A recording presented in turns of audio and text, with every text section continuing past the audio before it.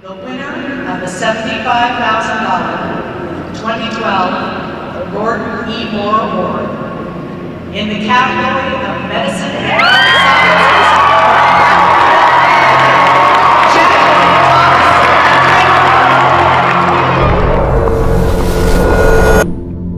Sciences. Maybe if we'd caught it earlier. That's what the doctor said about my uncle's pancreatic cancer. Like that was even possible with the testing they had. But what did I know? I was too young to understand things like cancer, or how to test for it. Too young to be taken seriously. 199 experts told me I was too young, that they didn't have time for my little science fair project. But the way I saw it, if the key was early detection, maybe someone just needed to start looking earlier. Like during 5th period freshman biology.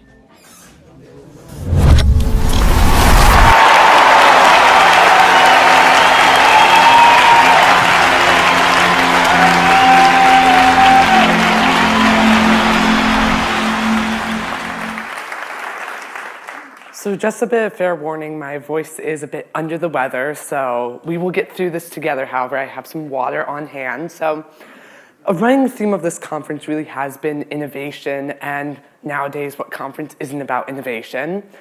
And the second part of this conference, I think, is really about changing the rules a bit. And my story kind of started out when I was 13, a close family friend who was like an uncle to me passed away from pancreatic cancer. And when that happened, I just remember being incredibly distraught. I mean, he had no symptoms before. And then in the course of 3 short months, went from a perfectly functioning human being to a living skeleton. And after that, I got really interested in looking into pancreatic cancer. What I found was really shocking. Over 85% of these cancers are diagnosed late, when someone has less than a 2% chance of survival. And this question just really kept bugging me. Why are we so bad at detecting these cancers? I mean, we're in the modern age. We have like mammographies and all these different things to detect all these other cancers, but there isn't anything like that for pancreatic cancer, unfortunately. I mean, our current test is 6 years old. That's older than my dad. But also, it costs $800 per test and is grossly inaccurate, missing 30% of all pancreatic cancers. And to make matters worse, your doctor would have to be ridiculously suspicious that you have the cancer in order to give you this test.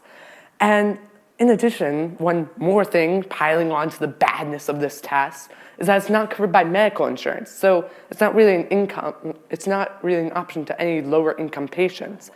And so I decided, armed with 9th grade biology, I'd go out and try to change cancer diagnostics. Realized in retrospect, a bit lofty of a goal. However, I was going to do it. So I went online and I found what a sensor for pancreatic cancer would really have to look like in order to be effective at diagnosing the cancer. And essentially, it would have to be inexpensive, rapid, simple, sensitive, selective, and minimally invasive. I was pretty sure I could do this, however, I wasn't exactly sure how. And so then I just did a bit more research, and I found how we're currently diagnosing pancreatic cancer is we're looking in your bloodstream, particularly for these minute changes in this tiny amount of protein. And it sounds pretty simple. I mean, you just detect this change. But since it's so small, and since you have liters and liters of blood that's already abundant in protein, it's next to impossible. And so, undeterred due to my teenage optimism, or as other people label it, complete ignorance of the field, I decided to continue on, and I went to any teenager's best source for information, Google and Wikipedia, how I get through every high school biology test. And essentially, I found a database of over 8,000 different proteins that are found in your bloodstream when you have these different cancers. And I just decided, well, it's summer break, I have nothing else to do. So I kind of just locked myself in my room and was just going to go through all 8,000. And by the end of the summer, I was kind of going insane. I mean, I was really doubting my potential for future social interaction. I mean, really, who spends their entire summer locked in the room researching proteins? Oh, tell us about your summer vacation. Like that first essay when you get back. Oh, I researched all these proteins while Johnny over there went to Yellowstone. So it became really awkward conversations first day of school. However, on the 4,000th try, I finally found one protein that could work. And the name of this protein was called mesothelin. And it's just your ordinary run-of-the-mill type protein. Unless, of course, you have pancreatic, ovarian, and lung cancer. In which case, it's found at these very high levels in your bloodstream. But also, the key is that it's found in the very earliest stages of the disease, when something has close to 100% chance of survival. And so now that I had finally found a protein that could actually detect the cancer, I then shifted my focus to detecting this protein and thus the presence of the cancer, because a lot of people know about mesothelin, no one knows how to detect it. So then I kind of had this epiphany moment in this journey. And it came in a very unlikely place. In fact, a place I despised. My high school biology class. Absolute stifler of innovation. Particularly with my biology teacher. It was a Jack versus biology teacher wars in there. It started out like beginning of the year, I was just like, I don't need this stuff. I'm just going to read my own scientific articles. And then it slowly escalated to the point where I was just outright refusing to do work. And so one day, just like dig it into her ribs, I was just like, I'm going to bring in a scientific article and show her some real science instead of this boring regurgitation of facts. And so essentially I brought in this article on work called single-walled carbon nanotubes, which are essentially molecules that only have, they're essentially these long, thin tubes of carbon that are an atom thick and 1/50,000th the diameter of your hair. So they're extremely small, and they have these really amazing properties. They're kind of like the superheroes of material science, so I really like them. And while I was suavely reading this under my desk, thinking I'm too cool for school pretty much, we were learning about these things called antibodies, which are essentially like a lock and key molecule. They only react with one specific protein, in this case, a cancer biomarker. And so I was just sitting in biology class, kind of being lulled to sleep by her droning, when all of a sudden it hit me. Essentially, you could take these antibodies and weave them into this network of nanotubes, such that you have a network that only reacts with one specific protein. But also, the coolest thing about this is due to the properties of these carbon nanotubes, the network will actually change its properties based on the amount of protein present, and thus indicate the presence of pancreatic cancer. And I could measure this with a voltmeter that I niftily stole from my dad, who got from Home Depot. And so then, just as soon as I came up with this idea, my biology teacher, I swear she has like eyes on the back of her head. She swirls around, like looks straight at me with like this really mean glare and just storms up, snatches this article out, and it's like, what is this real science doing in my classroom? She didn't actually say that, however, that's what I was kind of envisioning her saying. And after class, I finally had to endure a 30-minute long talk about self-respect and respecting others and being a good child and citizen and how this was horrible. And all I really wanted was my article. And so finally, after enduring that, I got it back and I could start researching. But there was one catch. You see, networks of nanotubes are really flimsy, and since they're really delicate, they need to be supported. So I chose to use paper, and making a paper sensor for pancreatic cancer is about as simple as making chocolate chip cookies, which I love. If I get a B on the test, there goes the chocolate chip cookies. They're going down my mouth. And then what you do is you start with some water, you pour in the nanotubes, add some antibodies, mix it up, take some paper, dip it, dry it, then you can detect cancer. And pretty simple. That's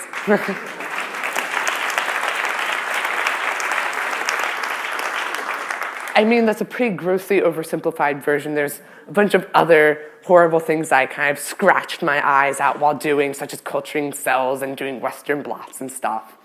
But then I realized all of a sudden, I'm going to need a lab for this, right? I can't have the Andraka Household Cancer Research Program, can we? I've done some pretty risky stuff. I'm on the FBI watch list now for ordering uranium and having it in my basement next to my vat of E. coli, which I cooked up right by where we make my sandwiches, so my dad wasn't too happy about that. And we even cooked up nitroglycerin on my stove. So the FBI is kind of suspicious of us, but my mom wasn't really going to be sanctioning cancer research on her kitchen countertop. So I needed to find a lab, right? So I contacted 200 professors at Johns Hopkins University and the National Institutes of Health. I'm like, this should be easy enough, right? I mean, this is a pretty good idea, pretty solid. They should accept me. I'll be like, cover of Time, boy genius, solves cancer. Then all of a sudden, my lofty goals hit a wall. Got 199 rejections from those professors, some with these big red ink marks. And once you see the red ink, you know there's like no going back. They're like, you suck completely. And that was essentially the gist of a lot of those letters. However, throughout that, I finally got one letter from Dr. Andraka at Johns Hopkins University, who essentially said, maybe you might be able to work in my lab. And the one important lesson I took away from all of that was professors aren't nearly as nice as their little profile pictures make them look. I mean, they're all smiling. They should instead have a picture with like a sneer, like a mean face. But eventually I got into this interview and essentially said, you might be able to look like from several miles away through binoculars at my lab. You're not allowed to go in or like do anything at all. But eventually, 3 months later, I ended up staying in his office. It was about a 9-foot by 9-foot room. And he decided, wouldn't it be a great idea? Let's set a Guinness record for how many PhDs can fit in a room in question Jack. He fit in 28 PhDs. I'm still in bewilderment about how he did that.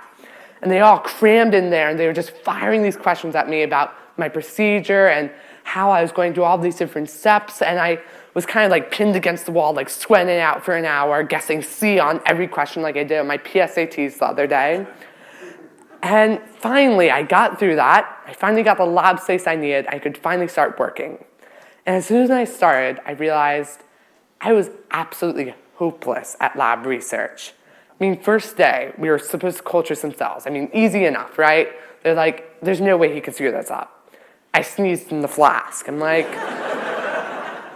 and the professor's just kind of like startled with like mouth gaping, like, what did this kid just do? Am I really having this kid in my lab? I'm like, oh, we'll be fine. Cancer has like an immune system, right? And I come in the next day and there's like tentacles growing out of it and stuff. I'm just like, okay, maybe not. Then I dropped it on the floor and then I like burned my cells in the incubator and freeze them. And then finally, after a month, I finally got enough cells to centrifuge. I slammed it in that centrifuge so proudly. I felt like that kid winning the golden ticket in Charlie and the Chocolate Factory. And I blew it up. Just went all over the place. It was really spectacular sight. I mean, it was just this fountain of cells going everywhere. It didn't make such a great cleanup job, however. And so finally, then I got to the Western blot, and it's supposed to have these really clean, thin lines in these really exact spots. And it's to optimize my antibody to make sure it's working. And the very first time, it was completely black. I'm like, well, that isn't working. And then it was like white. And then it was like blurred lines all over the place. I'm like, what is going on here? But finally, after 7 months of just screwing every single possible lab procedure up, I finally ended up with that one small paper sensor that costs 3 cents and takes 5 minutes to run. So it's 168 times faster, over 26,000 times less expensive, and over 400 times more sensitive than our current methods of detection. But also, what's so cool is that I can detect the cancer in the very earliest stage, when someone has close to 100% chance of survival.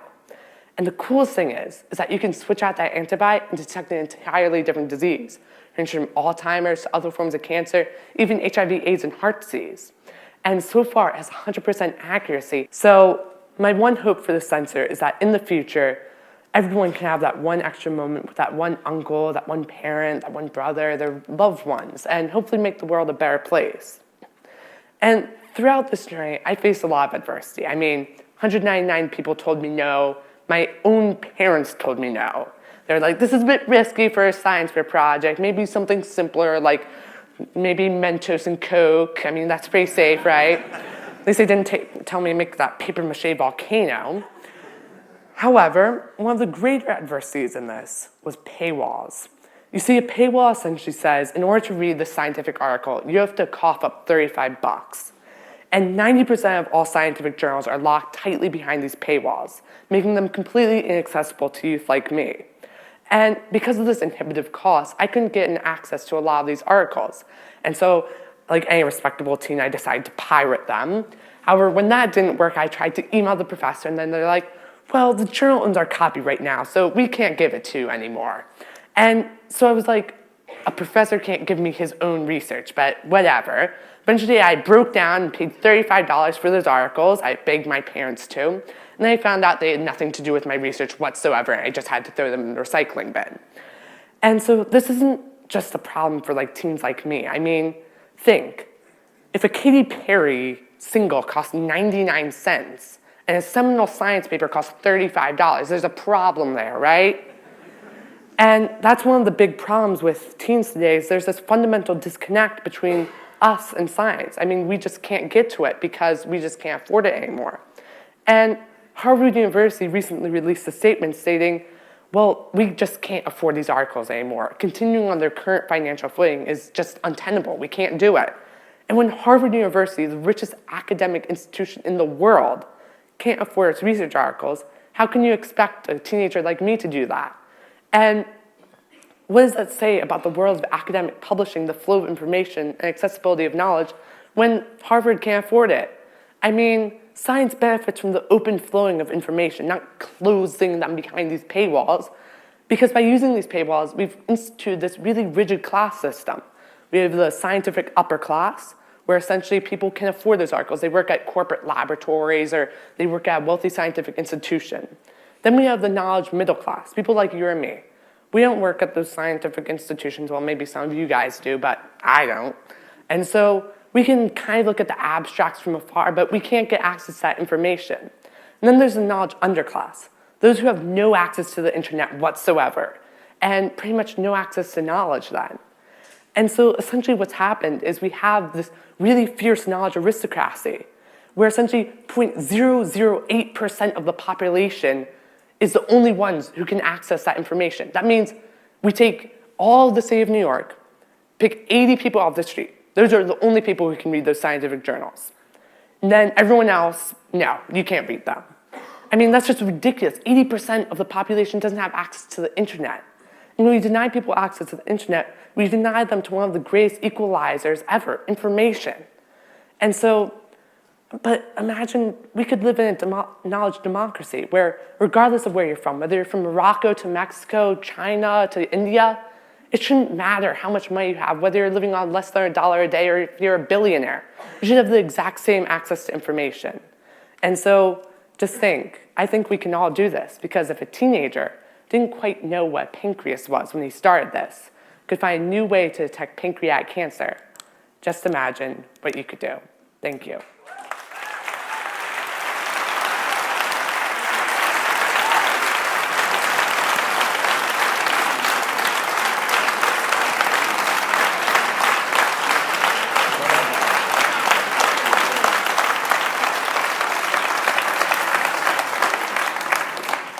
Jack, as a special surprise treat, we've brought over your school biology teacher.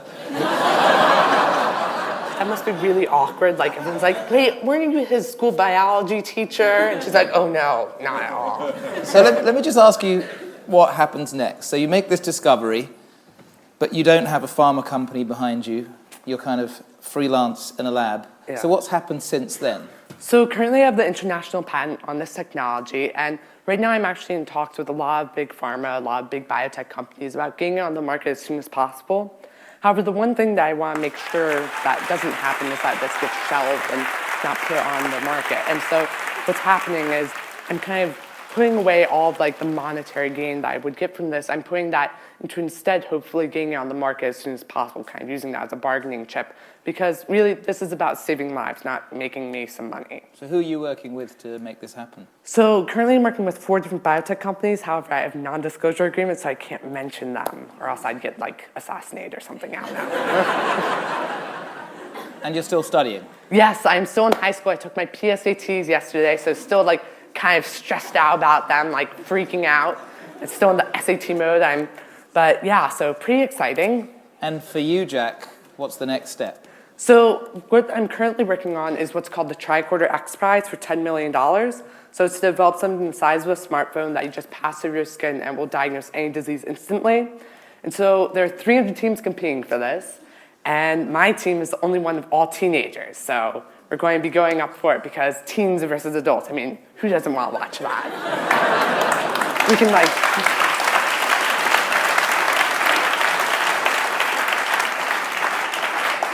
I hate to say this, but we have one of your competitors in the Tricorder X Prize on stage a bit later. Yeah. It's a company called Scanadu that's also going for it. Oh yes, Scanadu. We're going to have a warm hug. We'll hug it out. Ladies and gentlemen, Jack Andraka.